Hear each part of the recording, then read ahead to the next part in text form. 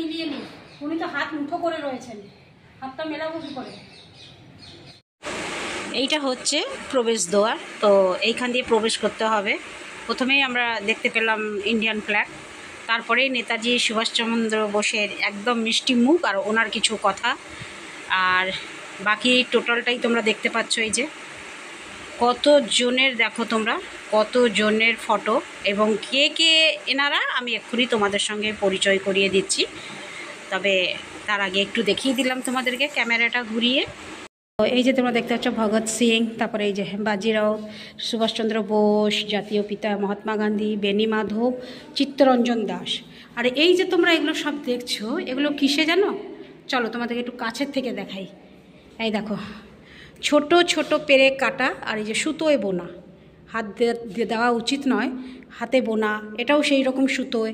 আর এইটা হচ্ছে কি বলতো, পেরেকের মতন কাটায়, যে স্ক্রুড্রাইভারের মধ্যে দেখো, স্ক্রুড্রাইভারের মধ্যে রয়েছে এগুলো। আর এটা একদম জাল, মানে সরু সরু তার দিয়ে এটা করা হয়েছে, তার সুতো এইসব দিয়ে।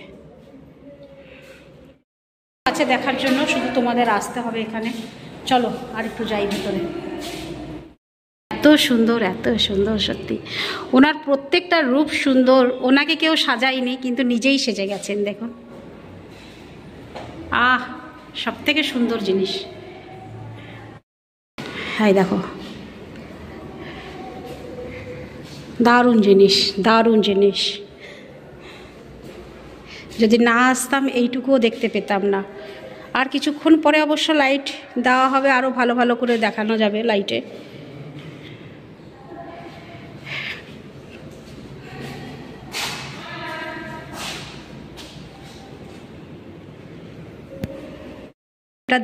এইটা দেখলে তোমরা, এটা হচ্ছে জালিয়ানওয়ালা বাগ হত্যাকাণ্ড, সেই জিনিসটাই এখানে তুলে ধরা হয়েছে।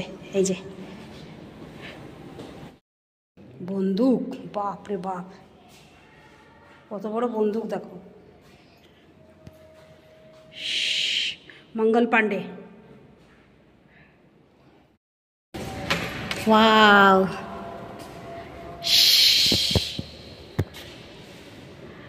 জয় হিন্দ। নেতাজি সুভাষচন্দ্র বোস, আমি অনেক দিন আগেও বলেছি আপনাদের যে গর্বে সত্যি মাথা উঁচু হয়ে যায় আমার। এমন একটা মানুষ যাকে আমরা আজও মিস করি, আজও মন হয় একটু যদি দেখতে পেতাম, বয়স্ক হিসাবেই দেখতে পেতাম, কিন্তু আর তো দেখা সম্ভব নয় জানি।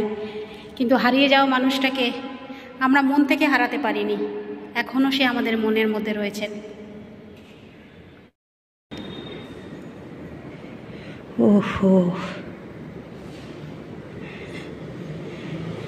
দারুণভাবে করা হয়েছে।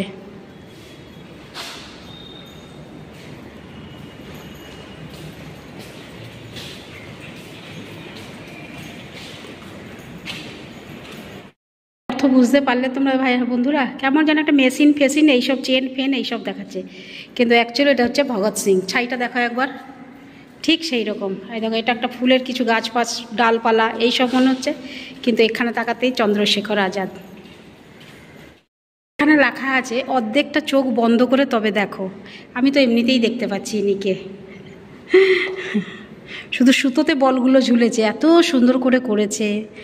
মানে এই শিল্পীকে মানতে হবে, কোন জায়গায় কোনটা থাকলে কি হবে সেই হিসেবে হয়েছে এটা। চলে আসলাম, তো তোমরা দেখতে পাচ্ছ হ্যান্ড ওয়াশ আছে। এই যে মানে মিউজিয়ামের বাথরুম, ডাস্টবিন আছে এখানে টাওয়াল রাখার জন্য, পুরো পরিষ্কার পরিচ্ছন্ন একদম, দেখতেই পাচ্ছ। একটু দিন থাকতে যখন এখান দিয়ে পাস করছিলাম, মিউজিয়ামের ভেতরে যাচ্ছিলাম, তখন এই জিনিসটা এতটা ভালো লাগবে বোঝা যায়নি, কিন্তু রাতেরবেলা কি সুন্দর লাগছে চারিদিকে, দেখো একবার। তো ফ্রেন্ডস চলো এবার যাওয়া যাক, অনেকটা যেতে হবে পুরী, সন্ধে হয়ে গেল তোমরা দেখতেই পাচ্ছ। শুধু একটু জলখাবার করব, আমরা জলখাবার করে বেরিয়ে যাব। বেরোনো যাক তাহলে, আবার দেখা হচ্ছে কিছুক্ষণ পরে, নচেত একদম বাড়িতে, জানি না কি হবে, দেখা হচ্ছে পরে। দেখো কি সুন্দর,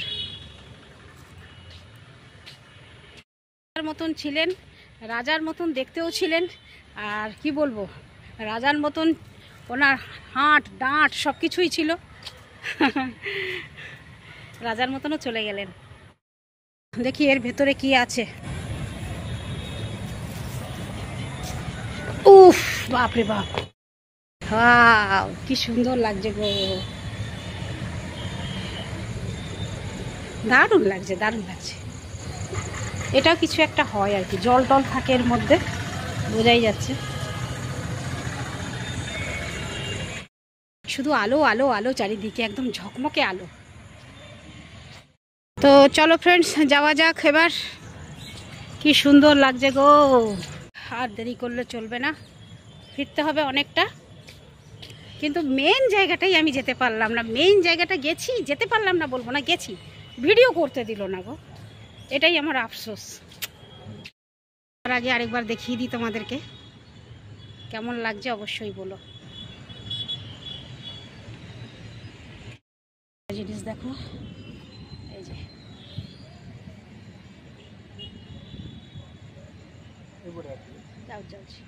এটা স্ক্যানার সিস্টেম রয়েছে। এইটা বিষয়টা কৌছি, কোন সিস্টেমটা আছে কৌছি। স্ক্যানার থাকলে তবেই গেটটা খুলবে। তোমাদের টিকিটের মধ্যে একটা স্ক্যানার থাকবে, এখানে দেখাতে হবে স্ক্যানারটা, তবে গিয়ে গেটটা খুলবে, নচেত খুলবে না। খুব ভালো সিস্টেমটা, তাই না? চলো চলো চলো, এর নাম কটক, কটক কটক কটক। চলে এসেছিলাম কটকে নেতাজি সুভাষচন্দ্র বোসের জন্মস্থান দেখতে। Tata tata tata. তোমাদের সবাইকে বলছি, সবাই এসো একবার, কেমন? এসে একবার ঘুরে যাও। তোমরা তো প্রায় ভুবনেশ্বরও যাচ্ছ সব দিকে, আর কটকার একটুখানি বেশি দূর না ভুবনেশ্বর থেকে, এসে ঘুরে যেতে পারো। চলো নেতাজি সুভাষচন্দ্র বোসের জেলখানাটা একটু দেখে আসি।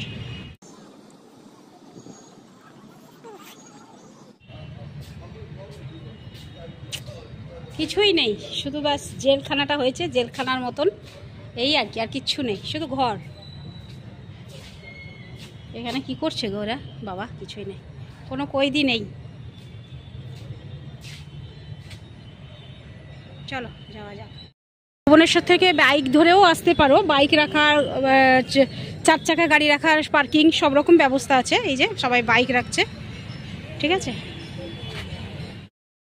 কটক শহর জনচঞ্চল শহর, বাবা গো বাবা, এত জনচঞ্চল। কিছুদিন আগেই এখানে ঘটে গেল একটা বিরাট ঘটনা, জানো তো। অ্যাকচুয়ালি সেই জন্যই এটা এত শুনশান হয়ে রয়েছে এই জায়গাটা। আমি ভাবলাম এই জায়গাতে এত শুনশান থাকে না, কেন শুনশান? লোকের ভিড় পুরো গিজগিজ করে, অনেক মানে লোক ভর্তি থাকে, কিন্তু এত খালি কেন? পরে বুঝলাম যে আসলে দুর্ঘটনাটার জন্যই এটা হয়েছে।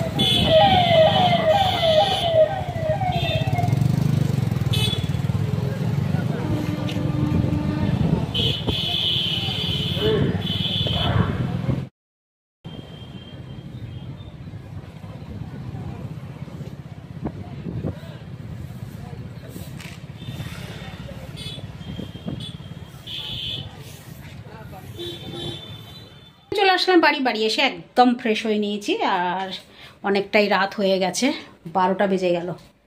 দেখো রাত হয়ে গেছে অনেকটাই। তো যাই হোক, এসে গেছি।